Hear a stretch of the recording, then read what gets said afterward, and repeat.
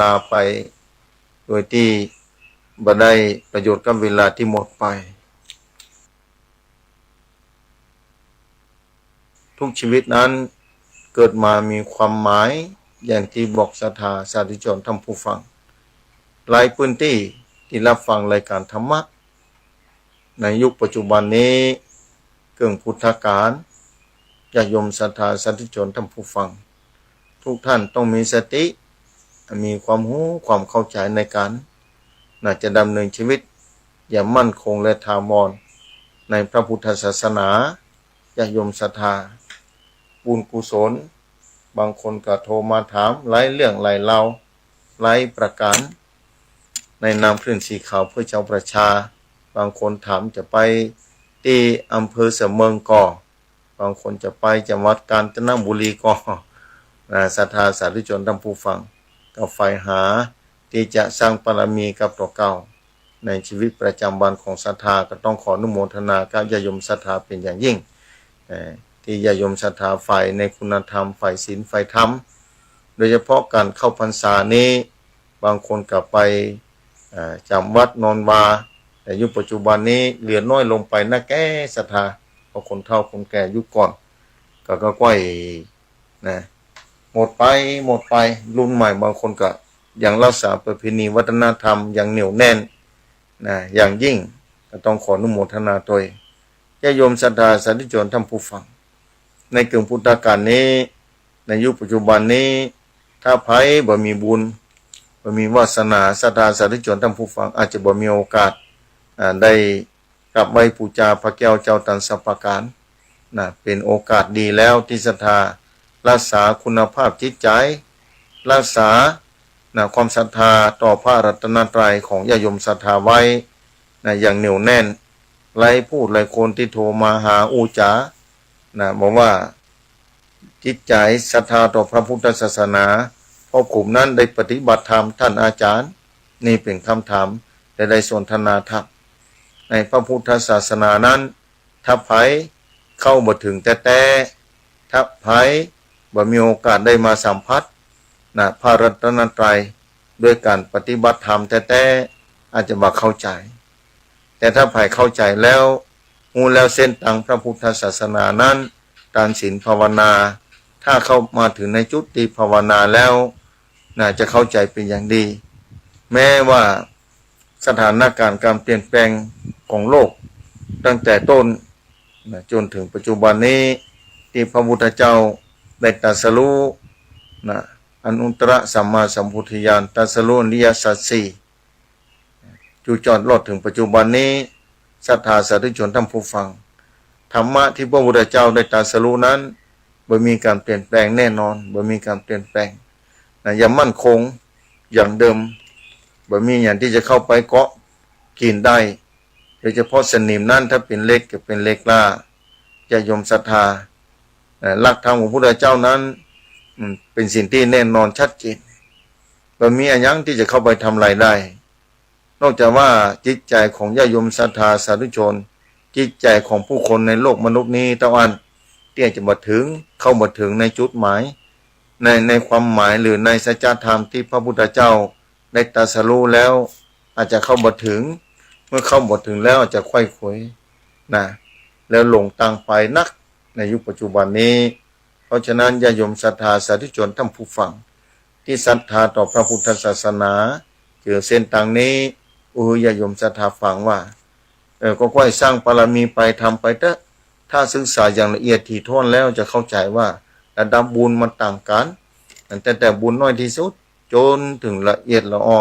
จนถึงพระอริยเจ้าจนถึงองค์พระสัมมาสัมพุทธเจ้าเป็นประธานนั้นเป็นขั้นเป็นตอนญาติโยมศรัทธาสาธุชนท่านผู้ฟังถ้าศรัทธาเข้าใจศรัทธาจะรู้เป็นอย่างดีญาติโยมศรัทธาในเกื่องพุทธกาลนี้มีหลายเรื่องหลายเล่าอย่างที่เคยญาติโยมศรัทธาฟังเพราะฉะนั้นบุญต่างๆก็ดีบุญบาปกรรมต่างๆย่อมเกิดขึ้นกับคนนั้นย่อมเกิดขึ้นกับผู้ที่กระทำลงไปในเรื่องหลายเล่าหลายประการในชีวิตประจำวันบางคนโทรถามมาปัญหาชีวิตเรื่องนั้นเรื่องนี้อย่างวันก่อน นะมีโยมถามมาขึ้นมาอู้จาสนทนาธรรมมาตานเตรียมภาษาบางคนก็บ่ได้ป้าอาตมาต้องขออภัยเด้อนะขึ้นมาพอดีมาตังบนร้อยปุ่นนะที่พระธาตุเจดีย์พอดีอาตมายังขึ้นไปบ่ถึงโยมที่อยู่ตัวนี้ตั้งลุ่มก็มีได้ขึ้นไปมาอยู่2 ที่เนอะวัดพุทธสิกิรีนะตั้งลุ่มก็มีแต่ก่อนมาอยู่ตั้งลุ่มก่อนแล้วได้ขึ้นไปตำบลปุ้นนะวัดพระธาตุที่สร้างขึ้นมาจำบัดนั้นได้ขึ้นไปนิยมเพิ่นบอกว่าจะไปตานเตียน2-3 ที่นะ2-3 ที่9 วัดก็ต้องขออนุโมทนาที่ญาติโยมศรัทธาสร้างบารมีในการถวายเตรียมพรรษาไปหลายที่บางคนขึ้นมาอู้จาสนทนาธรรมตัวต้องขอบคุณอนุโมทนาที่ญาติโยมศรัทธาปาการไปทำบุญแต่ละที่แต่ละแห่งไปถวายเทียมพรรษาบางคนก็ถามอันนี้ส่งการถวายเทียมพรรษาอู้จาเรื่องเตียนพรรษาเป็นจะได้พ่องนี่แหละศรัทธาสาธุชนท่านผู้ฟังเรื่องอันนี้สงในถวายเตรียมพรรษานี่ครึ่งสีขาวก็จะไปตานที่อำเภอเสมิงที่จะมาถึงนี่ในวันที่เสาร์นะ9 วัดด้วยกันได้มีอาราธนานิมนต์หลวงพ่อเจ้าคณะอำเภอเสมิงวัดงามเฮงมาที่วัดอำเภอเสมิงในตัวอำเภอนั้นเลยไปที่อำนาจอำเภอหน่อยหนึ่งนะมีโยมโทรมาอุจาว่าท่านอาจารย์แสงสว่างจุดเตียนอย่างท่านปันป้อนก็ว่าเป็นแบบนั้นนะการเกิดมาในโลกนี้ถ้าความมืดเข้ามาครอบงำนะอย่างเมื่อคืนเคยอู้ทางวิทยุเป็นประจำนะอู้สถาฟังเป็นประจำว่าถ้าความมืดเข้ามาเนี่ยยามค่ำคืนนี่ญาติโยมศรัทธาทุกคนก็พออย่างบาหารนะศรัทธาสาธุชนทั้งผู้ฟังทุกคนนี่พออย่างบาหารแหละนะแม้คนตาดีนี่แหละตาดีที่สุดนะพออย่างบาหารเนี่ยปัญหาชีวิตก็เหมือนกันของแต่ละคนน่ะถ้าขึ้นบ่ออกมันมืดมิดบันนั่งศรัทธามาถามพ่อยังท่านอาจารย์ปัญหาชีวิตที่เกิดขึ้นมันบ่สามารถจะแก้ไขได้มันแก้บ่ได้มันพอบาหารเป็นมันหู้ใจแก้ไขฉันอย่างได้อันนี้แหละบอกว่าอุปสรรคในปัญหาชีวิตเพราะมันมืด8 ด้านหมดเลยบางคนถึงว่าทำร้ายชีวิตตัวเก่าอย่างวันก่อนพูดนะที่เขตพุทธสิกิรีนี่แหละนะวนน้อยนะทำคือบางคนก็ทำอันตวินิบาตบอกมันใส่พูนโทรเข้ามาถ้าพูนก็มีเนี่ยศรัทธาสาธุชนความมืดเข้ามาครอบงำจิตใจมนุษย์นี่อันตรายขนาดนักบ่สามารถจะพออย่างหันได้ญาติโยมศรัทธาสาธุชนท่านผู้ฟังความมืดจะเข้ามาครอบงำจิตใจมนุษย์ความมืดที่เข้ามาครอบงำบนโลกนี้เพราะว่าดวงอาทิตย์ได้รับขอบฟ้าไปแล้วความมืดย่อมครอบงำบนโลกนี้เป็นธรรมดานะมนุษย์ยังอาศัยแสงไฟฟ้าแสงอะไรต่างๆได้แต่ถ้าความมืดครอบงำจิตใจมนุษย์แล้วยากนักหนาศรัทธานะยากนักหนาความทุกข์ย่อมเกิดขึ้นมาเป็นแน่แท้นี่แหละในสมัยพุทธกาลพระพุทธองค์ได้กำหนดคือพระสงฆ์ได้อยู่จำพรรษา3 เดือนตัวกันแต่ในขณะเดียวกันนั้นนะแต่พระสงฆ์ทั้งนั้นได้อยู่จำพรรษาแต่ละที่แต่ละแห่งก็ต้องอาศัยแสงไฟฟ้าก็บ่มีสมัยพุทธกาลก็ต้องอาศัยแสงเทียนนะแสงน้ำมันตะเกียงนี่จุดเอาไว้เอาไว้ศึกษาพระธรรมนะเอาไว้ศึกษาเรียนรู้สัจธรรมความเป็นจริงที่เล่าสืบทอดกันมาเมื่อจุดเตียนขึ้นมาที่มุขปัฏฐะพระสงฆ์สมัยก่อนที่ยังบ่มีพระดกจานมาเตื้อเขียนมาเตื้อท่องจำกันมาก็อาศัยเตียนนะศรัทธาสาธุชนท่านผู้ฟังนะจุดขึ้นมาคือสว่างสวายเพื่อจะได้หู้ได้หันยามค่ำคืนนะขณะเดียวกันได้จุดปูชาพระรัตนตรัยไปในตัวเนี่ยศรัทธาสาธุชนท่านผู้ฟังอันนี้สงฆ์เหล่านี้แหละเอาปลูกอันใดก็ได้อันนั้นบางคนตั้งจิตอธิษฐานขอความมืดจะได้เข้ามาครอบงำจิตใจของข้าพเจ้าตานะศรัทธามหาศาลเลยศรัทธาความมืดจะได้เข้ามาครอบงำจิตใจของพระเก้าพอได้เอาเทียนพรรษามาถวายเป็นตานถ ถวายแล้ววันนั้นวันถ้าเพิ่นบ่จูดน้องจะได้อานิสงส์ก็ท่านอาจารย์นี่คำถามตัวมาหลายประการพอได้หมดอุปเจตนาตั้งแต่ต้นนะได้หมดเลยนะได้หมดเลยนะญาโยมศรัทธาสาธุชนท่านผู้ฟังเพราะว่าได้หมดเลยนั่นแหละอานิสงส์แห่งแสงสว่างนาทิปัญญาสัมมาอาภาเนี่ยแสงสว่างเสมอด้วยปัญญาบ่มีเพราะฉะนั้นในโลกปัจจุบันนี้จะหันได้ชัดประเทศไทยนี้ก็เหมือนกันต่างประเทศก็เหมือนกันในยุคปัจจุบันนี้ถ้าความมืดเข้ามาครอบงำผู้นำความมืดเข้ามาครอบงำผู้ที่บริหารจัดการในสิ่งต่างๆตั้งแต่ระดับครอบครัวขึ้นไปจนถึงระดับประเทศชาติถ้าความมืดเข้ามาครอบงำจิตใจเนี่ยพออย่างบาหารอันนั้นจะเกิดขึ้นกับครอบครัวอันนั้นจะเกิดขึ้นกับสังคมญาโยมศรัทธาสาธุชนลองกึดพอเนี่ยถ้าความมืดเข้ามาครอบงำความสว่างความสวายเตาอ่านที่จะปลอดภัยปลอดโปร่งการเดินทางเหมือนกันถ้าบ่มีไฟมันก็อันตรายเมื่อคืนต้องใส่ไฟแม้ขณะนั้นก็ต้องระแวดระวังอยู่นะบ่เหมือนกับเมื่อวานแต่ขณะเมื่อวานก็ยังมีบุคคลต่างๆประมาทการเดินทางชีวิตกับปัจจัยต่างกันเพราะฉะนั้นถ้าบ่มีปัญญาแล้วศรัทธาสาธุชนทั้งผู้ฟังลองกึดพอลูกศรัทธาที่ส่งไปห้ามเฮียนที่โรงเรียนตั้งแต่อนุบาลเลยละไปจนถึงระดับปริญญาจะโยมศรัทธาสาธุชนต้องการให้ลูกเต้าหลานหลานมีปัญญามีความรู้มีความเก่งในด้านเรื่องความรู้ความเข้าใจตัวรู้นี่แหละคือตัวปัญญาตัวรู้นี่แหละคือตัวแสงสว่างส่องรู้เล็งหาในการเดินทางของชีวิตในใจชีวิตประจำวันตรงวันนี้ขาดจุดนี้แหละปัญหาเลยเกิดขึ้นสารพัดอย่างญาติโยมศรัทธาเพราะฉะนั้นวันนั้นโยมถามนะถ้าจะฟังอยู่ในการถวายเตียนพ่องทำบุญสุนทานบางคนก็บอกว่ามีกำลังใจญาติโยมศรัทธาบอกบางคนท่านอาจารย์ประเด็นนี้มีหลายเรื่องหลายเล่าเกิดขึ้นมาเรื่องมันจึงเกิดสมัยพุทธกาลมาแล้วเรื่องเหล่านี้นะคนที่เข้าใจเพิ่นก็มั่นคงในพระพุทธศาสนาสมัยพุทธกาลก็มีปัญหาต่างๆเกิดขึ้นมาแต่อยู่ที่ความสว่างไสวของจิตใจนี่แหละคนไหนที่มีปัญญาแล้วบ่หวั่นไหวต่อสิ่งต่างๆที่เกิดขึ้นในชีวิตประจำวันที่ได้หูได้หานตั้งตาตั้งหูตั้งจมูกตั้งกายตั้งใจถ้าปัญญาบ่พอมันก็น่าสงสารน่าหันใจเพราะว่าพระพุทธศาสนานั้นเป็นของแท้เป็นของที่แน่นอนญาติแต่กันจะค้นคว้าอย่ามาเป้าแก่หนึ่งตกลงมาจากขั้วพ้นแห้งสนิทแล้วเพราะมันอยู่สูงนะตกลงมาใครได้เป็นเจ้าของบ่มีมีดบ่มีมุ้ยก็บ่สามารถจะแกะปอกเปลือกมะพร้าวออกมาได้อุ้มไว้หั่นก่อนยังดีกว่ายังไม่ได้เป็นเจ้าของมะพร้าวในมะพร้าวมีอย่างที่เคยอู้ทางสถานีว่ามีน้ำมะพร้าวมีเนื้อมะพร้าวที่จะต้องคั่นออกมาเป็นกะทิเพื่อจะใช้ประโยชน์ต่างๆนานาจะคั่นเอาน้ำมันก็ได้เพื่อจะจูดประทีปอย่างที่ไปตานเตียนนี่สมัยก่อนว่าจะมีเตียนขายเตียนเล่มอย่างประเดียวเพื่อเอาน้ำมันไปหยอดลงบนกระถางจูดให้มันเป็นไฟคือได้แสงสว่างเนี่ยแสงสว่างแห่งสัจธรรมขององค์พระสัมมาสัมพุทธเจ้าญาติโยมศรัทธาสาธุชนท่านผู้ฟังเหมือนการได้มาเป้าแล้วอุ้มไว้ก่อนนะอุ้มไว้วันหนึ่งคงจะได้นะน้ำมะเป้าพอจะต้องแกะเปลือกมะเป้าออกมาจากนี้ว่าเป็นยังศรัทธาขอได้เป็นเจ้าของมะเป้าเอาแล้วนะ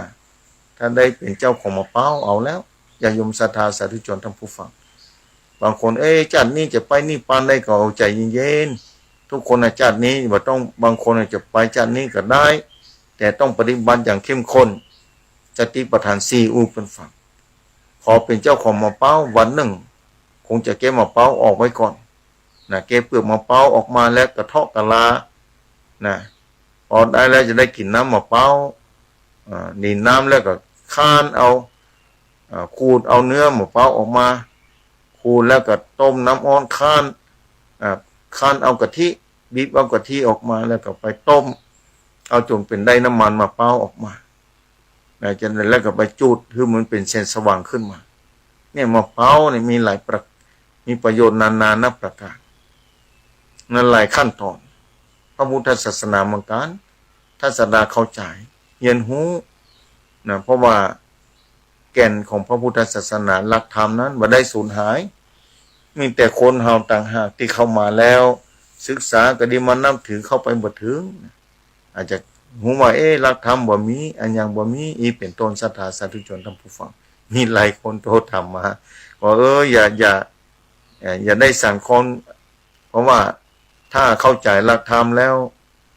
ลดของพระธรรมนั้นเหมือนกับการกินข้าวเนี่ยยกตัวอย่างให้ฟังบอกเปิ้นวันนั้น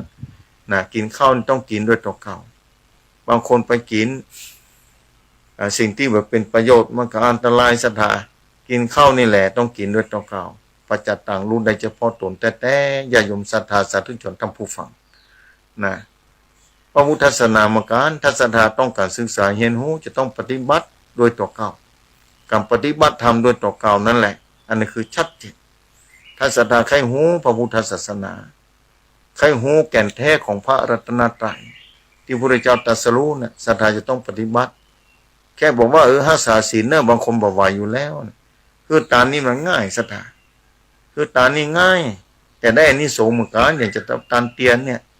เป็นแต่อานิสงส์มันบ่ใจเกิดตอนนี้เตี้ยอานิสงส์บ่ใจเกิดวันนี้นะบ่ใจไปปลูกผักวันนี้วันผู้จะเก็บจะเกี่ยวบ่ใจอย่างไปตานเตียนเนี่ยอานิสงส์แสงสว่างที่ท่านว่าน่ะมันต้องใช้ระยะเวลานะใช้ระยะเวลาเหมือนหลายภพหลายชาติแต่ขออยู่ในร่องรอยของพระรัตนตรัยวันหนึ่งคงมาถึงอย่างที่เคยบอกเปรียบเทียบผู้ฟังญาติโยมศรัทธาสาธุชนทั้งผู้ฟังหลายคนหลายคนนะโทจ้าหวั่นไหวสั่นคลอนไหลเรื่องไหลเล่าเลยฟังว่าแก่นธรรมพระพุทธศาสนาแค่ศรัทธาคือตานก็ได้แล้วเกิดมาชาติหน้าถ้าศรัทธาใครอยู่ดีมีสุขทางสุขภาพพรรณนามัยทรัพย์สมบัติต่างๆคือมั่นคงศรัทธาก็ต้องรักษาศีลนั่นแหละแต่คนไหนถ้าไปทำผิดศีลก็จะไปเอาอย่างเปิ้นฝูงเปิ้นไปกินเหล้าเมายาพ่องบางคนก็ทำสิ่งบ่ถูกบ่ดีงามเฮาก็บ่ทำสิ่งนั้นเปิ้นบ่ปฏิบัติเฮาก็หันเปิ้นได้รับความบ่ดีบ่งามเฮาก็บ่เอาอย่างเปิ้นเฮาเอาของตัวเก่านี่แหละคนหนึ่งไปกินเหล้าคนหนึ่งกินน้ำมันต่างกันเนาะศรัทธาถ้าเกิดศรัทธาหิวข้าวหิวน้ำขึ้นมาศรัทธาก็จะต้องกินข้าวที่มีประโยชน์ศรัทธาหิวน้ำศรัทธาจะต้องไปกินน้ำจะไปกินที่เป็นน้ำเหมือนกันแต่บ่ใช่น้ำที่จะอำนวยความสะดวกให้แก่ร่างกายให้มีความสุขนะมันมีความสุขกำเดียวนี่อย่างศีลเหมือนกันนะข้อที่5เหมือนกันมันจะทำให้หลงตั้งขาดสตินี่ศรัทธาแต่เกิดมามนุษย์ชาติต่อไปพบต่อไปคนเฮาก็ต้องมีสติมีปัญญานี่เหมือนกันในยุคปัจจุบันนี้เฮาตัวเก่านี่แหละแต่ละคนของแต่ละคนนี่แหละจะต้องปฏิบัติโดยตัวเก่าทำไปเถอะพระรัตนตรัยพระพุทธรูปเป็นองค์แทนขององค์พระสัมมาสัมพุทธเจ้าต้นโพเหมือนกันพระพุทธเจ้าก่อนที่จะปรินิพพานนี่บอกพระอานนท์ไว้นะไม้สลีเนี่ยมีในออกมาในธรรมโนศรัทธาออกมาในธรรมเนี่ยจะไปมั่งนะเจดีย์นะจะไปมั่งต้นโพนี่หันกิ่งต้นโพนี่ต้นโพนี่ไม้สลีนี่พระพุทธเจ้าได้ตรัสรู้เป็นองค์เหมือนกับเป็นตัวแทนขององค์พระสัมมาสัมพุทธเจ้าหันไม้สลีก็จึงนึกถึงพระพุทธเจ้าเนี่ยคนที่เคยสั่งสมบารมีในพระพุทธศาสนามายาวนานจะมีศรัทธาต่อพระพุทธศาสนาอย่างมั่นคงวันนั้นมีวัยรุ่นคนหนึ่งมาถามแล้วก็มาบอกว่าผมนี่สบายมากท่านอาจารย์ว่าจะไหนปัญหาเกิดขึ้นมาได้มันจิ๊บจ้อยเพราะว่าผมปฏิบัติธรรมนั่นผมปฏิบัติธรรมเข้าใจว่าหลักธรรมของพระพุทธเจ้านี่มีจริงๆเพิ่นบอกอนุโมทนาเนี่ยคนที่ไป ปฏิบัติธรรมแล้วเข้าถึง และเข้าใจสัจธรรมอริยสัจสี่เข้าใจผมไม่ผมอาจจะทำบัดถึงเตื้อผมอาจจะไม่บัดถึงเตื้อท่านอาจารย์แต่ตอนนี้นะผมเข้าใจว่าเส้นทางนี้ถูกต้องดีงามแล้วจากนี้ผมเจอพระพุทธศาสนาผมโชคดีผมจะทำหน้าที่นี้ไปเรื่อยๆสัจจะหนึ่งคงจะพ้นทุกข์ของผมไปได้ดีละถ้าตัวเก่าเข้าใจแบบนั้นอนุโมทนาตัวอย่างยิ่งทำไปเถอะเนอะตานศีลภาวนาอันนั้นแหละถึงวันนี้ผมก็ภาวนาวันละ5 นาที10 นาที20 นาทีบางวันกับม่วนบางวันกับเวลามาน้อยนี่วัยรุ่นก็ถือว่าเป็นวัยรุ่นเสาปลายแต่เข้าใจสัจธรรมความเป็นจริงได้แล้วเพื่อนบอกว่าสถานการณ์นี่มันจะเกี่ยวกับผมเพราะผมจะทำหน้าที่ของผมคนเดียวมนุษย์แต่ละคนต้องทำหน้าที่คนเดียวคนอื่นทำแทนมาได้ก็เลยบอกว่าสาธุอนุโมทนาดีแล้วเนี่ยแต่ละคนต้องทำหน้าที่โดยตัวเก่าคนเดียวคนอื่นทำแทนมาได้ยินแบบนี้ก็ดีใจแม้อายุเสาปลายก็แสดงว่าเนี่ยตัวปัญญามันเกิดขึ้นกับของแต่ละคนนั้นญาติโยมศรัทธาผมจะทำไปเรื่อยๆเพราะว่าทำแล้วมีความสุขใจเนี่ยเข้าใจแม้ผมจะไม่มาถึงเตื้อแต่ผมรู้ว่าเส้นทางนี้ถูกแล้วดีแล้วอนุโมทนากับเปิ่นญาติโยมศรัทธาสาธุชนทั้งผู้ฟังรัฐธรรมพุทธศาสนาเหมือนกันบัจจะอยู่กับคนใดคนหนึ่งบัจจะอยู่ที่พระสงฆ์บัจจะอยู่ที่ศรัทธาคนใดคนหนึ่งจะเป็นของสากลนะรัฐธรรมของพระพุทธเจ้านี่เป็นของกลางๆนะเป็นของทุกคนในโลกนี้ธรรมะของพระพุทธเจ้าเนี่ยทุกคนสามารถเข้ามาศึกษาค้นคว้าได้พระพุทธเจ้าไม่ได้กำหนดกฎเกณฑ์ว่าฮือไผ่คนใดคนหนึ่งแต่พระพุทธเจ้าวางไว้ให้แก่เจ้าโลกที่มีบุญมนุษย์ในโลกนี้ที่มีบุญมีวาสนามีบุญวาสนาที่จะเข้ามาศึกษาค้นคว้าเข้ามาปฏิบัติเพื่อที่จะนำมาใช้กับชีวิตของเขาเป็นของทุกคนในโลกนี้แม้แต่คนต่างประเทศก็เข้ามาศึกษาค้นคว้าเพื่อนก็มีความสุขกลับไปมีวัดหนึ่งในประเทศไทยนี่เหมือนกันนะมีต่างประเทศเข้ามาปฏิบัติธรรมอยู่บ่อยๆอยู่ห่างไกลเหมือนกันจากเมืองหลวงแต่ก็มีคนเข้าไปปฏิบัติธรรมเรื่อยๆมีศรัทธาอาตมาคนหนึ่งไปปฏิบัติธรรมอาหารท่านอาจารย์ฝรั่งเข้ามาปฏิบัติธรรมหลายประเทศไปปฏิบัติธรรมเพิ่นมาแล้วก็ไปเพิ่นนั่งสมาธิดีเพิ่นบอกนั่นแหละเพิ่นก็ศึกษาค้นคว้าแนวทางพระพุทธศาสนาแล้วเพิ่นก็ลงมือปฏิบัติธรรมปฏิบัติธรรมไปเรื่อยๆปฏิบัติธรรมนี่ก็ปฏิบัติในร่างกายในกายวาจาใจของตัวเก่านี่แหละบางคนก็หันว่าเพิ่นนั่งหลับตาไปนั่งหลับตาเสียเวลานี่หยังนั่งบัดเดี๋ยวเพิ่นหลับตาแต่ใจเพิ่นบ่หลับบางคนหันเพิ่นนั่งยานะจะไปนึกว่าเพิ่นหลับใจเพิ่นบ่ใจหลับนี่ศรัทธาบ่เชื่อลองนั่งพอเนาะเวลานั่งเนี่ยศรัทธานั่งหลับตานั่งตานี่มันปิดแต่ตั้งในมันใจปิดจิตของศรัทธาบ่ใจหลับมันคิดไปเรื่อยๆมันไปเรื่อยๆแล้วเนาะไปที่หันที่นี่เนี่ยไอ้ที่ไปเรื่อยๆนั่นน่ะในแนวทางพระพุทธศาสนาเพิ่นก็บอกไว้ว่าคืออยู่ที่ใดที่หนึ่งถ้าอยู่ที่ลมหายใจหรืออยู่ที่ร่างกายเนี่ยกับปฏิบัติธรรมศรัทธาถ้าอยู่ในร่างกายก็ดีอยู่ที่ใดที่หนึ่งที่พระพุทธเจ้ากำหนดไว้บอกไว้แนวทางในการคือจิตใจได้พักผ่อนได้อยู่กับที่เนี่ยถ้าศรัทธาเข้าถึงจุดนี้ศรัทธาจะมั่นคงศรัทธาจะเหนียวแน่นในพระพุทธศาสนาและหลักธรรมแนวทางเหล่านี้เป็นแนวทางที่ไม่ได้จำกัดบุคคลได้เวลาไม่ได้จำกัดสถานที่ไม่ได้จำกัดการเวลาเป็นอากาลิโกไม่ได้จำกัดการเวลาหลักธรรมของพระพุทธศาสนานั้นไม่ได้จำกัดเวลาแต่ญาติโยมศรัทธาอย่างวัยรุ่นอายุสาวปลายบอกว่าผมเดินทางถูกแล้วท่านอาจารย์ผมจะทำเลยนี่ผมนี่ถ้าบวชมาได้ก็จะปฏิบัติธรรมไปแบบนี้นี่คือได้บวชมาถามเพื่อนหมดผ เป็นบอกว่าบันแน่เถอะ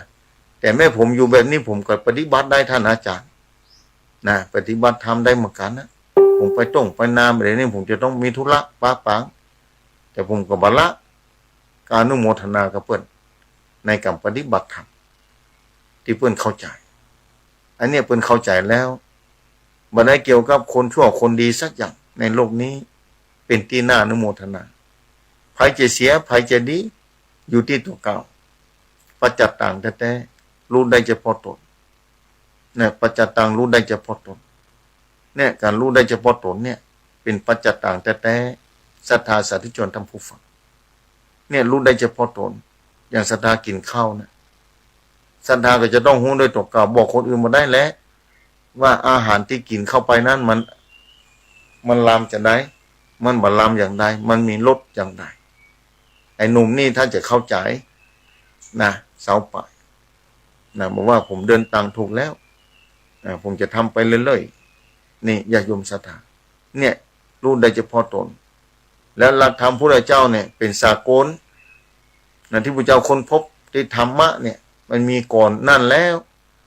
พระเจ้าองค์ไหนจะมาตรัสรู้เนี่ยก็มาตรัสรู้เรื่องเก่านั่นแหละไม่ใช่เรื่องใหม่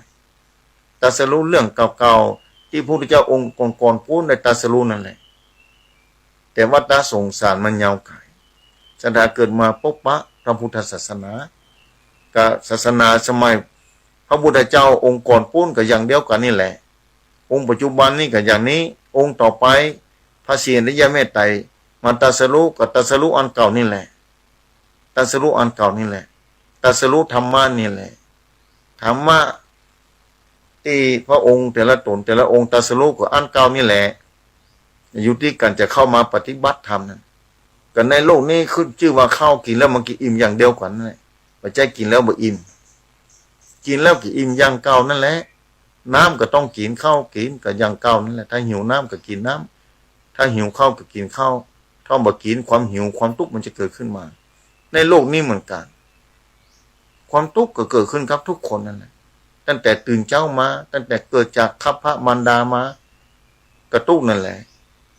เราอ่อนเกิดมาก็ให้กับมือแน่นมึงว่าจะเอาอย่างกูอย่างจะต้องการกรรมไว้กูอย่างนะแต่ในที่สุดเวลาจากโลกนี้ไปมือก็สว้าออกปล่อยออกกลางออกมาว่าเอาอย่างไปไม่ได้สักอย่างในโลกนี้เอาอย่างไปไม่ได้สักอย่างนะถึงวันนี้ถ้าเราหลงวุ่นวายซับซ้อนนะวุ่นวายซับซ้อนนะกับปัญหาต่างๆที่เกิดขึ้นสำหรับคนอื่นแล้วปัญหาเกิดขึ้นครับตัวเก่าเนาะญาติโยมศรัทธาสาธุชนท่านผู้ฟังลองคิดมันก็เกิดขึ้นเรื่อยๆแหละปัญหาศาสนาพุทธจะไปถึงกี่ปีกี่เดือนกี่วันมาเรื่อยๆมีสารพัดอย่างนะมีสมัยพุทธกาลก็มีนะปัญหาโอ้สมัยพระพุทธเจ้าโดนใส่ไล่ไปสีสารพัดอย่างนะปัญหาสารพัดอย่างที่เกิดขึ้นในโลกนี้เนี่ยโดนใส่ไล่ไปสีสารพัดในที่สุดทองคำถ้าลงในคีเปอร์ก็คือทองคำอยู่ดีเอามาช่วยเอามาล่างก็เป็นทองคำอย่างเก่าเพชรก็เหมือนกันญาติโยมศรัทธาและสัจธรรมที่พระพุทธเจ้าได้ตรัสรู้น่ะบ่มีภัยที่หมุนกลับได้บ่มีภัยที่จะหมุนกลับเพื่อเปลี่ยนแปลงอย่างอื่นได้พระพุทธเจ้าค้นพบอันใดก็คืออันนั้นบ่มีภัยที่จะเปลี่ยนแปลงหลักธรรมของพระพุทธเจ้าได้หลักธรรมที่พระพุทธเจ้าค้นพบตรัสรู้น่ะในโลกนี้บ่มีภัยจะทำร้ายได้สัจธรรมของพระพุทธองค์นะภัยบ่สามารถจะทำลายล้างได้นะบ่มีภัยทำลายล้างสัจธรรมของพระพุทธเจ้าได้บ่มีภัยสักคนในโลกนี้ทำลายได้เมื่อคนเข้าไปหู้แล้วคนนั้นจะรักษาคนนั้นจะดีใจคนนั้นจะมีความสุขคนนั้นจะปลอดโปร่งนะความสุขนั้นบอกภัยบ่ได้เป็นปัจจัตตัง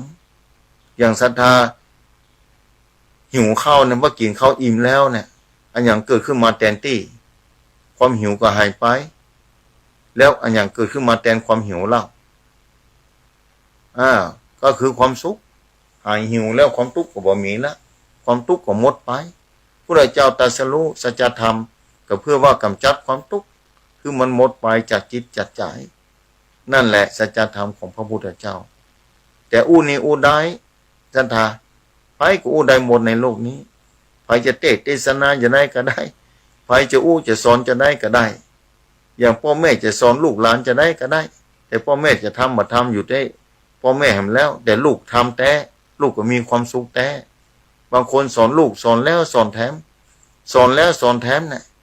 แต่บอกลูกว่าจะไปกินเหล้าเนอะมันดีนะพ่อยังกินอยู่เนาะนี่แต่ถ้าลูกคนนั้นถ้ามีปัญญาก็ยกมือไหว้สาพ่อจะกินเหล้ายังรักและเคารพพ่อแต่ว่าเอาอย่างพ่อเพิ่นบ่กินพ่อบอกจะไปกินครับบ่กินเจ้านี่บ่กินแต่พ่อนี่กินอยู่นะกินเหล้าอยู่นะบอกลูกบ่ได้เพราะด้วยความเป็นห่วงที่บอกนะเป็นห่วงลูกกว่าลูกจะได้รับความบดีในเมตตาธรรมของพ่อแต่ตัวเก่าบ่สามารถจะทำได้นะได้รับความทุกข์ยากลำบากทางกายนะได้รับความทุกข์ยากทางกายสุขภาพร่างกายเกิดเสื่อมโทรมลูกก็พยายามบอกพ่อจะไปนี่นะพ่อยังบอกลูกเนาะจำมันเตอร์ลูกเฮ้ยพ่อนะอายุปุ่นนี่แล้ว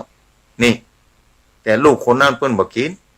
พ่อบอกแบบนี้เนี่ยความเป็นห่วงของพ่อแต่พ่อทำมาได้แต่ลูกทำได้เพราะฉะนั้นคำสอนเนี่ยมันเป็นสัจธรรม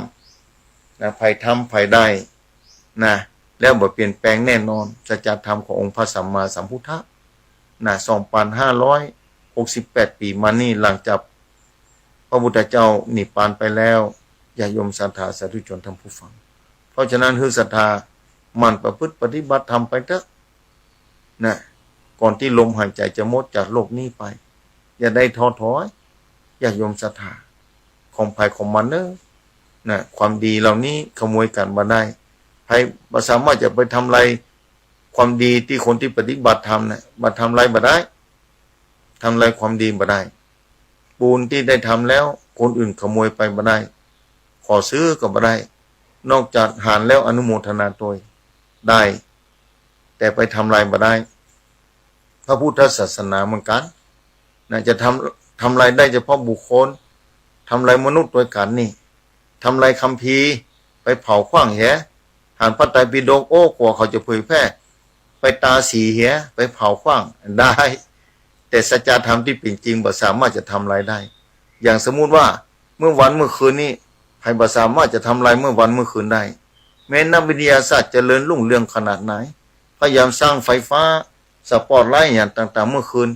แต่ตะวันดวงที่กระทบรับเหลี่ยมผ่าไปแล้วความมืดย่อมเข้ามาครอบงำอยู่ดีโลกมันจะเมื่อคืนขนาดไหนก็ตามแต่เมื่อคืนก็ปิดเมื่อคืนอันนี้ของโลกแต่ความมืดของจิตใจนี่ค่ะศรัทธาน่าเป็นห่วงขนาดไหน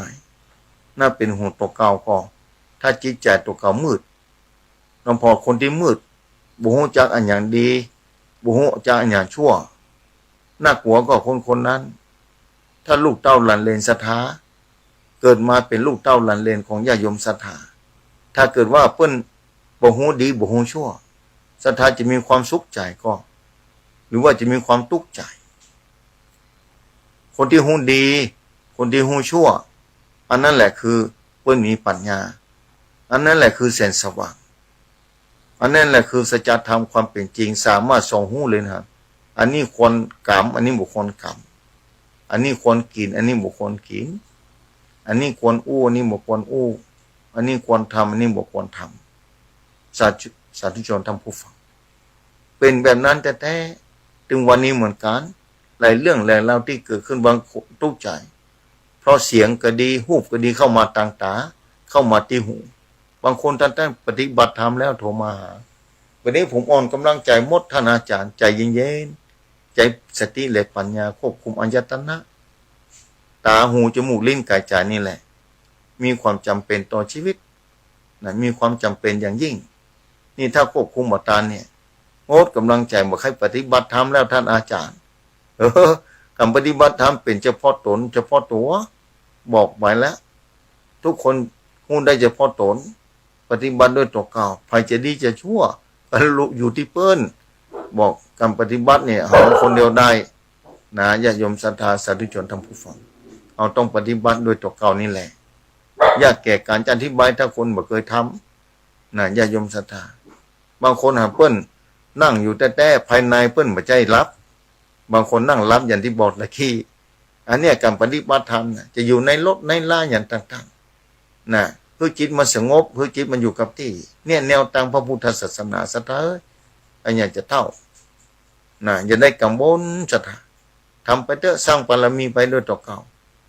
ยากแก่การจะอธิบายคือศรัทธาหลายคนที่โทรมาบอกว่ามันต้องกังวลเนี่ยอย่างที่เตียนจูดขึ้นมาเตียนที่จูดขึ้นมาก็เพื่อกำจัดความมืดยามราตรีจะได้หารความสงสัยจะได้หมดไปปัญหาชีวิตเหมือนกันเป็นจะได้ท่านอาจารย์ผมนี่เจอกับอุปสรรคต่างๆนั้นนะบุญมันแบบเพียงพอเถอะมันเกี่ยวกับบุญด้วยกะมันเกี่ยวนั่นแหละถ้าคนมีบุญนักอุปสรรคก็น้อยแหละถ้ามีบุญนักเนี่ยอุปสรรคก็มาใครมีถึงมีก็สามารถแก้ไขได้ที่มีบุญนักอย่ายมศรัทธา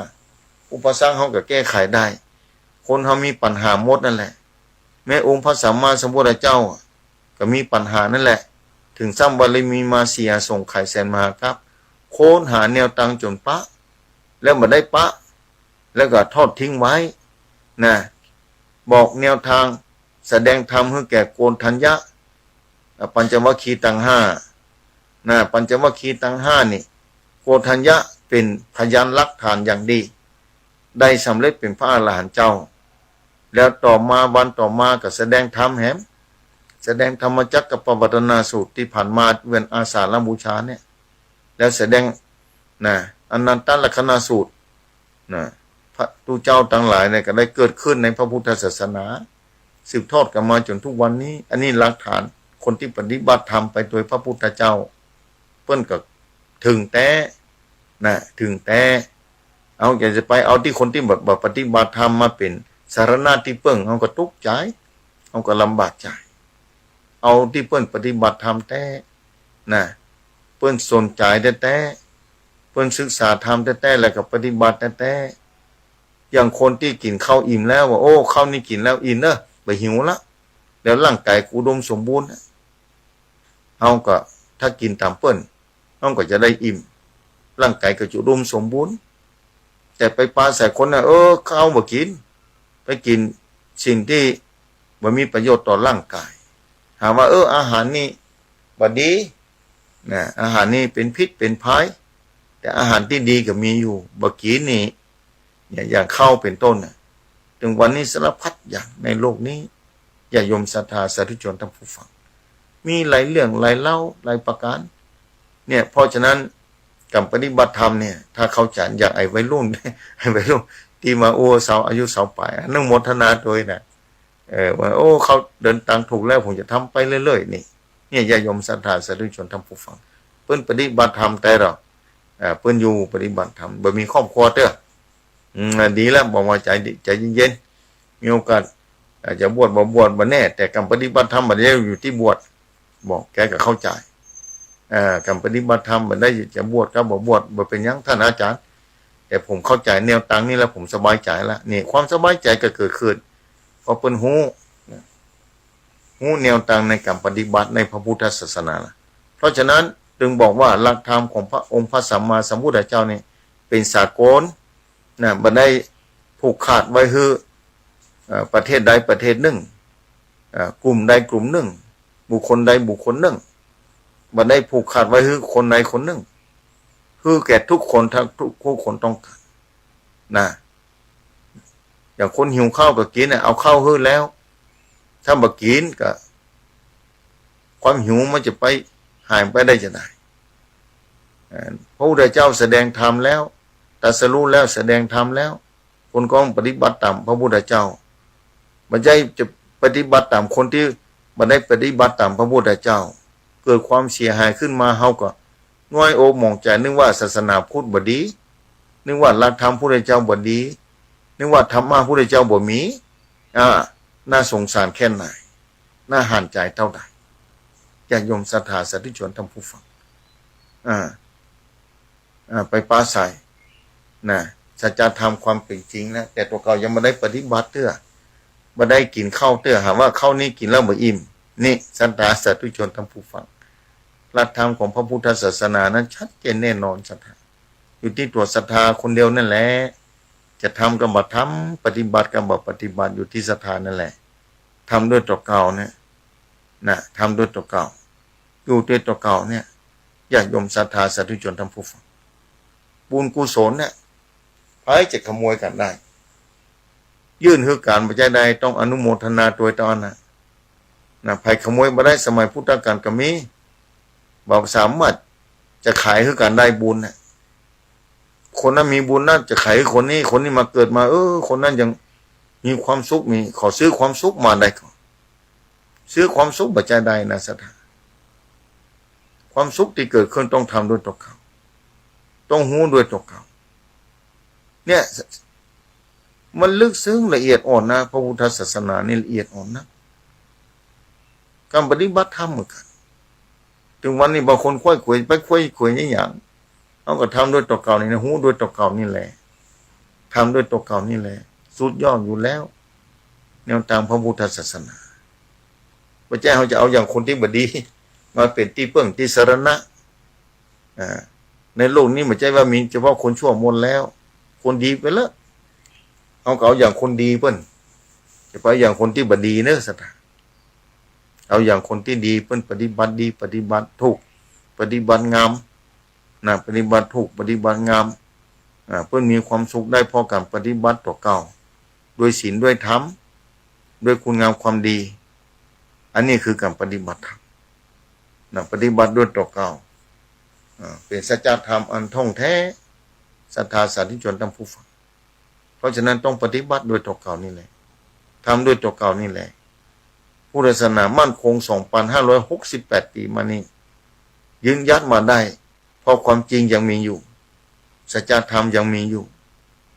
การเข้าถึงสัจธรรมความจริงต้องทำด้วยตัวเก่าคนอื่นเพียงแต่บอกตอนนั้นเพิ่นศึกษาแล้วเพิ่นก็บอกเฮาแยะนะเพิ่นอู้เฮาฟังแยะเฮาก็ต้องทำอย่างที่อู้ตะกี้อู้มาถึงวันมากูวันติด บอกว่าเข้านักกินคนเดียวเนอะนี่อย่างเจ้านี่ศรัทธากินข้าวไงแล้วก็ตอนเนี้ยก็จะ7 โมงแล้วศรัทธาน่าจะกินข้าวไงแล้วก็เนี่ยญาติโยมศรัทธาต้องกินด้วยตัวเก่านะแม่กินมาตาลูกไปกินแตนกำเนิดมันก็บ่ใจได้ลูกแม่ไปกินข้าวแตนกำเนิดลูกจะแยกกันอยู่นะก็บ่ใจได้เนี่ยศรัทธาต้องทำด้วยตัวเก่าหลักธรรมพระพุทธเจ้าเป็นแบบนั้นเพราะฉะนั้นเป็นสากลว่าหายไปไหนในโลกนี้แม้จะหลายหมื่นปีหลายล้านปีก็บ่หายไปไหนนอกจากคนตั้งหลายจะบ่มีโอกาสได้ศึกษาค้นคว้าพอเมินไปเนี่ยความมืดจะเข้ามาครอบงำไปเรื่อยๆในที่พุทธศาสนาเมื่อครบ 5,000 ปีก็บ่มีละนะศาสนาพุทธแต่สัจธรรมมีอยู่แต่ไผค้นพบบ่ปะซ่อหามบ่ปะนะโลกนี้จะว่างจากพระพุทธศาสนาทันทีตอนนั้นต้องไปเกิดตอนนั้นบ่มีโอกาสได้ไหว้พระรัตนตรัยเพราะพระรัตนตรัยบ่มีแล้วนะบ่มีแล้วแค่จะยกมือไหว้สาจะหันภาคกาสวพัฒนั่นคือพระเหลืองเนี่ยบ่มีแล้วนะพอถึงวันเนี่ยยุคกึ่งพุทธกาลเนี่ยขนาดนี้นะขนาดนี้ศรัทธาเนี่ยเมื่อไปขนาดไหนแต่ตอนเนี้ยจะเกิดสถานการณ์แบบนี้สักวันหนึ่งก็จะกลางกรองขึ้นมาแทนนะกลางกรองขึ้นมาแทนเขาศรัทธาสาธุชนนะเชื่อมั่นในคุณพระพุทธพระธรรมพระสงฆ์สุดแท้แต่ศรัทธานะถ้าศรัทธาเข้าใจอย่างชัดเจนแน่นอนศรัทธาจะบอกงอนแง่งคลองแคลนในพระรัตนตรัยอย่างที่บอกนะบุญกุศลต่างๆสิ่งต่างๆนานานะเป็นของภัยของมันของคนนั้นยากแก่การที่จะยื่นฮือกันได้ต้องทำด้วยตัวเก่าทั้งนั้นแต่เจ้าวันนี้เหลือเวลาประมาณ10 กว่านาทีมาได้ศรัทธาที่ฟังธรรมะอยู่นะฟังธรรมะอยู่จะประกาศข่าวสารงานบุญก็คงจะนะเหลือน้อยลงไปนะวันที่เสาร์เนี่ยวันที่เสาร์นี้จะไปตานเตียนที่อำเภอเสมิงนะตานเตียนเสมิงนะที่อำเภอเสมิงภัยพ่องจะไปก็ไม่ได้จำกัดนะตังพอไม่ได้จำกัดรถประวัติไปปิกได้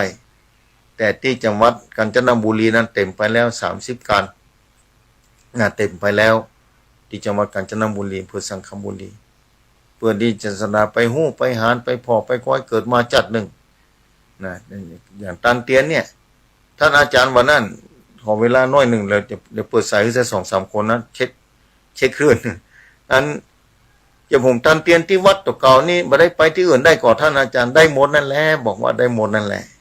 วันนั้นโยมโทรมาได้หมดนั่นแหละบอกว่าที่บ้านตัวเก่ากับแม่นวัดมกานะแล้วเปิ้นปากันไปเป็นตี้9ตี้บางที3 วัด 9 วัดเป็นจังไดก็เพื่อจะได้สร้างบารมีให้เต็มที่ยิ่งขึ้นไปทุกวันเป็นวันที่เรามีโอกาสได้สร้างบารมีสามส่งคุณงามความดีเราจะตักน้ำ1 กระบวยบางคนจะตักน้ำ9 กระบวยตักน้ำไว้อย่างประทีปนะ1 ดวงหยดศรัทธาจุดเทียน1 เล่มก็4-5 เล่มก็9 เล่มความสว่างไสวมันก็ขจายออกไปแหมความเหนียวแน่นของจิตนะที่กันไปพบไปปะเปื้อนฝูงที่มีอัธยาศัยมีคุณธรรมมีศีลธรรมเท่าเดียวกันพบปะอูจาเรื่องศีลธรรมมันก็ม่วนจิตใจก็เบิกบานมีความสุขเกิดขึ้นมาในปัจจุบันการนี้อันนี้สงฆ์นี่หน่วยมันจะออกที่ไหนก็สุดแท้แต่ต่างคนได้ปลูกต้นไม้หลายๆต้นนะปลูกหลายที่อย่างที่เคยบอกสถานีวิทยุเนี่ยนาหลายปั้นนะหลายที่นาดอนนาลุ่มนาที่หั่นน้ำห้วยน้ำหนองสูบเข้ามากะหรือน้ำแม่ใหญ่กะนี่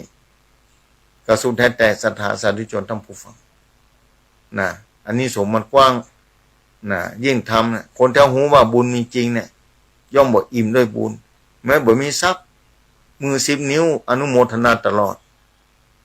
นะมือ10 นิ้วไว้สาดีใจจะเบิกบานหันเปิ้นไปตามที่ห้ามไปตามที่นี้เม็ดตัวเก่าจะบ่มีทรัพย์แต่ใจมีดอกศรัทธาร่างกายมีดอกศรัทธานะความคิดมันมีปัญญามียกมือไหว้สาอนุโมทนาบางคนอายุนั่งแล้วไปบ่ได้ท่านอาจารย์แม่ก็ยังอู้ใดอยู่เนาะแม่ก็ยังหูดีจัดดีอยู่ตอนนี้บอกว่าแล้วเนี่ยจะได้ท่านอาจารย์ก็ยกมืออนุโมทนาแม่อยู่ที่บ้านนั่นแหละจะไปนี่อย่างแม่เอ้ยอยู่ที่บ้านนี่แหละอนุโมทนาเอาเนอะแค่อนุโมทนาแม่ก็ได้บุญกับเปิ้นละอนุโมทนาหลายเตื้อก็ได้หลายครั้งได้กำให้นักเหลืออย่างอื่นก่อนเนาะขอไปก็ได้แต่บางคนก็เข้าไปด้วยตัวเก่าเคยอธิบายเรื่องการฝากทำบุญก็ดีการทำบุญด้วยตัวเก่าก็ดีในสถานีวิทยุก็อู้หลายครั้งหลายคราเนาะสถานเนาะมาข้ามเราปากันกรรมเนาะมาข้าม2 ทุ่มมาอู้จากกันเบนนี้แหละปกินนักการทำอู้ไปแบบนี้แหละสถาพบปะกับญาโยมสถาเนาะอู้กับญาโยมสถาเอาละเปิดสายคือสถาวันที่20วันนี้จะได้ไปตานเตียนที่อำเภอเสมิงนะไปร่วมกัน9 วัดด้วยกันที่เดียวนะเป็นมาร่วมกันที่ห้านสถาเอาตอนนี้เช็คขึ้นได้สัก2-3 คนอยู่ไปฟังอยู่ที่บ้านโทรเข้ามาได้ที่08926249999นะ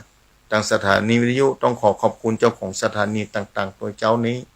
ที่นำรายการนี้ออกอากาศให้ญาติโยมศรัทธาได้รับฟังธรรมะภาคเจ้าแต่ละที่แต่ละแห่งฉะนั้นเจริญพรเรียนเชิญญาติโยมศรัทธาโทรเข้ามาอู้จ่าเช็คคลื่นว่าที่ไหนพ่องฟังอยู่ได้แค่2-3 สายอย่างดีมันจะจ้ารีเลย์ไปหน่อย1 นาทีมันจะจ้าไปหน่อยไปประกาศไปพอออกอาการนี่ส่งไปมันจะจ้าเจริญพรครับไม่ทราบที่ดังๆท่านไม่ครับฟังประจำเนาะแม่จองตำบลอำเภอศรีวิชัยเนาะครับผมอำเภอลีอยู่ดีมีสุขเนอะแม่นอยู่ดีมีสุขเนอะพ่อสุทนเนอะไปแกก็เปิดของบุญให้แม่บุญครับอนุโมทนาเนอะพ่อเนอะอยู่ที่บ้านได้เหมือนกันพ่อเนาะครับผมอยู่ดีมีสุขเนอะพ่อสุทนเนอะไม่ใช่ครับทุสาธุเอาใส่ต่อไปเจริญพรเจริญพร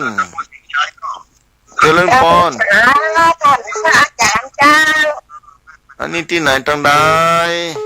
แม่สิกุลตัดล่าน้องเราฟัง ฟังแต่เจ้าแล้วนะแม่เนาะ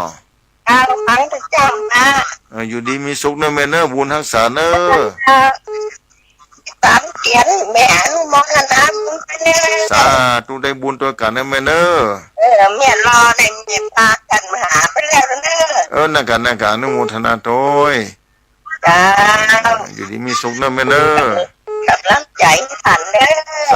าธุ สาธุจ้า สาธุขอบคุณอนุโมทนา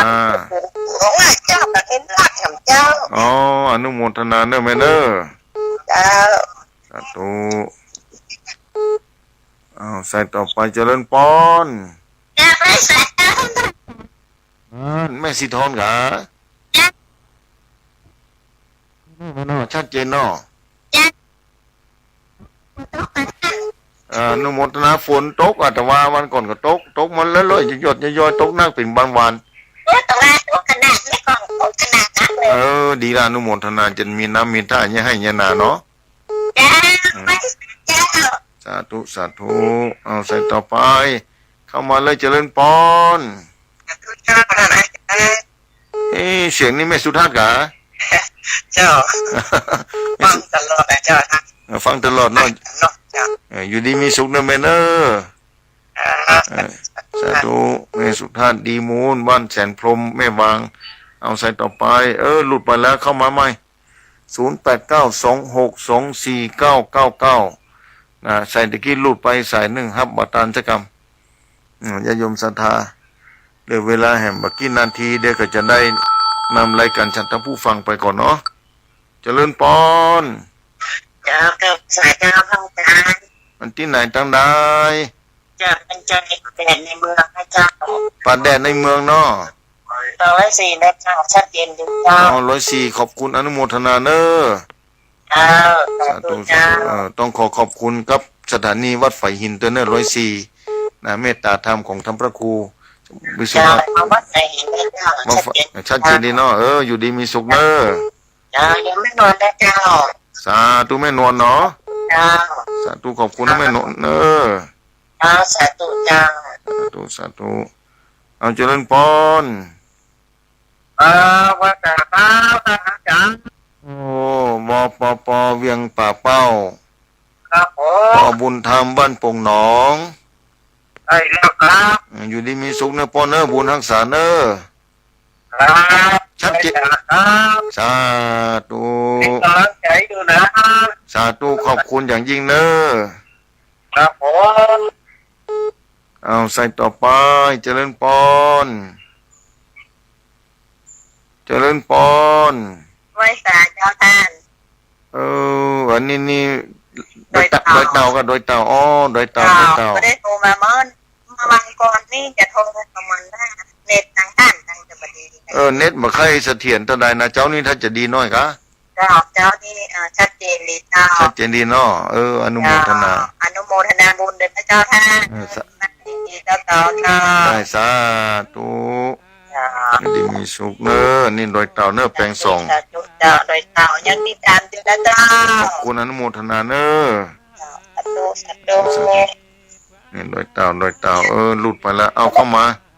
เจริญปอน เดี๋ยววันหน้าเลยเจ้า จังหวัดน่านพูดนะ เจ้า อยู่บ้านไหนก็แม่บ้านไหน บ้านสวนแนนเจ้าค่ะ บ้านไหนครับบ้านปุ่งแยง บ้านสวนแนนตำบลถึงตรงตำบลแนน อำเภอภูเพียงเนาะ ใกล้ๆกันเจ้าค่ะใกล้กันอำเภอเมืองเจ้า อำเภอเมืองเนาะ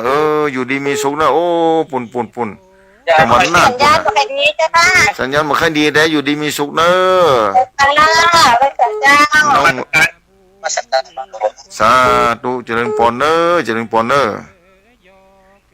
สาธุโอ้ทางเมืองนั่นกับฟังนักเหมือนกันนั่นนี่เอาเจริญปอนเจริญปอน อาจารย์ สำเนียงจอมตองไม่ละอ่อนนี่กะนี่อยู่ดีมีสุขเนอะไม่ละเนอะ มันไม่มีโทรศัพท์แม่ลูก โทรศัพท์รู้เนาะ ไม่ได้รู้ว่าจะท่านเจ้า นั่นก็เดี๋ยวโทรศัพท์ดีแล้วเนาะ เจ้าซื้อมา ดีละได้บุญกุศลละแม่ วิได้ฟังธรรมะอยู่ดีมีสุขนะแม่เนอะ อายุก็ทำได้เลยสบายน่ากัน ไปแต่ก่อนตื่นแต่ก่อนนี่เนาะ นั่นน่ะบุญรักษานะแม่เนอะ ข้าวจะมีจานเนาะ น่ากันแม่นะว่าไม่ชวนสักบุญธรรมบุญสักบุญอะไรก็นะดีแล้ว ไหว้คุณพ่อคุณแม่